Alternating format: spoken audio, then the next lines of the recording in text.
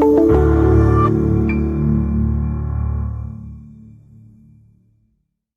name is Peter Schwartz. I'm a former chair of the board of the Ayn Rand Institute. I'm currently a distinguished fellow there. I'm the author of the book In Defense of Selfishness, Why the Code of Self-Sacrifice is Unjust and Destructive. Now, the quote I chose from Ayn Rand is from The Virtue of Selfishness, chapter 7. There can be no compromise on basic principles or on fundamental issues. What would you regard as a compromise between life and death, or between truth and falsehood, or between reason and irrationality, ... The next time you are tempted to ask, doesn't life require compromise? Translate that question into its actual meaning. Doesn't life require the surrender of that which is true and good to that which is false and evil? The answer is that precisely is what life forbids.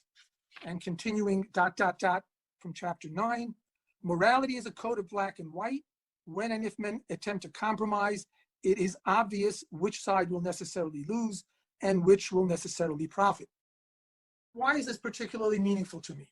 Well, in a culture where I was taught, along with everyone else, that nothing is entirely black or white, that everything is just different shade of gray, and that compromise is the only path to practical success, this idea was galvanizing to me. It meant that if you knew something was right, stick by it.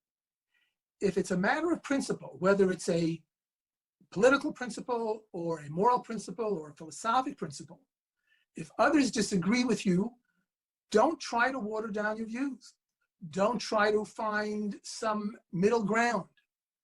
Don't compromise your convictions. Stand by them.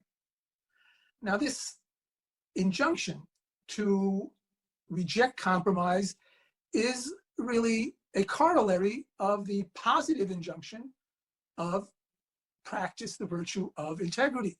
Be true to your ideas, be true to yourself.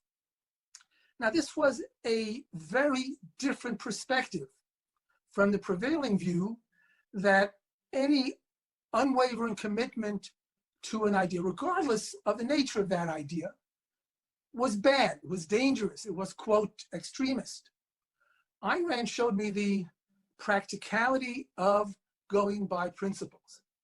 She showed me the importance of looking at crucial issues in terms of black and white, and of understanding the most relevant truth, the widest truth in any issue, and of standing by it, which is really all that the virtue of integrity amounts to.